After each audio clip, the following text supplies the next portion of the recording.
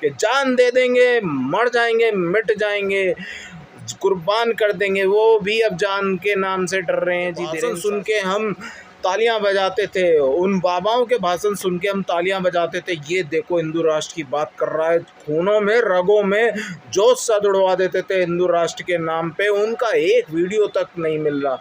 मेरे सभी भाइयों को राम राम। दोस्तों आज क्या कहूँगा, पिछले कुछ दिनों से जो सबसे ऊंचा हाई लेवल हाई वोल्टेज जो ड्रामा चल रहा है या जो टॉपिक सबसे ऊपर है वो है राम मंदिर का। इसमें कोई दो राय नहीं, बाकी सारे मुद्दे पीछे हैं, राम मंदिर टॉप पे चल रहा है। राम मंदिर में चोरी की बात पहले नहीं आई, इससे पहले भी आई थी। जमीन घोटाले को लेके एसआईटी बनी थी, उसका भी कुछ नहीं हुआ, उस पर भी पता नहीं चला, बातों की लिपा पोती हो गई। अब की बार भी आई है, अब की बार धन पकड़ा है 80 लाख का। बस 80 लाख की तो चोरी हुई है, ये भी लिपा पोती हो जाएगी। पिया कोतवाल तो डर काहे का, क्योंकि अध्यक्ष साहब से अभी तक पूछताछ भी नहीं हुई है। खैर ये चीज़ें तो चलती रहती हैं, ये राजनीति से जुड़ी हुई चीज़ें हैं, ये चलती रहती हैं। लेकिन सबसे बड़ा जो दुख पहुंचा है वो पहुंचा है दोस्तों जिनके भाषण सुन के हम तालियां बजाते थे, उन बाबाओं के भाषण सुन के हम तालियां बजाते थे। ये देखो हिंदू राष्ट्र की बात कर रहा है, खूनों में रगों में जोश सा दौड़वा देते थे हिंदू राष्ट्र के नाम पे। उनका एक वीडियो तक नहीं मिल रहा।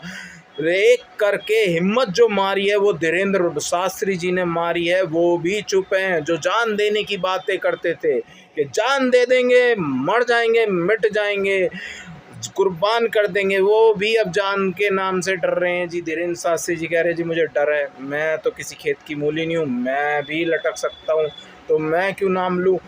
तो और बाकी होगी तो जुबान भी नहीं निकल रही। जो पार्कों में डंडा लेके घूमते थे वैलेंटाइन डे पे या हिंदू राष्ट्र के नाम पे या हिंदू सभ्यता के नाम पे, जिनकी जरा सी बातों पे उनके दिल आहत हो जाते थे, कोई मुस्लिम ढाबे पे नाम लिख लेता था, भाई हमें भी लगता था भाई वाकई में यार क्या ज़बरदस्त से हिंदू है, आहत हो गया भाई। लेकिन समझ में नहीं आता, इतना बड़ा हादसा हो गया हमारे देश में। राम मंदिर सपने देखे बचपन से अब तक आ गए और हमारे दिल में भी ख्वाहिश थी, वो पूरी हुई। राम मंदिर बनके हलोल्लास का टाइम था और इतनी बड़ी घटना हो गई कि वहाँ पे ही चोरी कर दी वहाँ पे ही चोरी कर दी और किसी का दिल आहत ही नहीं हुआ। ताज्जुब है, आहत हो रहा है तो बस आम पब्लिक का दिल।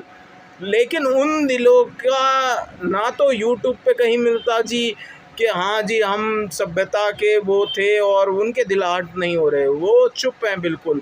उनके दिलों में आहट ज़रूर मिलेगी जो पुराने कार सेवक थे, जो पुराने इनसे जुड़े हुए थे और जिन्हें दूध में मक्खी की तरह निकाल फेंका गया था, उनके दिल ज़रूर आहत हुए हैं। बाकी जिनको हम देख के ताली बजाते थे, वाह जी वाह क्या भाषण दे रहा है, वाह जी वाह क्या बोल रहा है। कांवड़ यात्रा में भी जो खाने के नाम पे, अरे हिंदू ढाबे पे मुसलमान काम कर रहा है, भाई आहत हो गया भाई बंदा, बिल्कुल आहत हो गया भाई।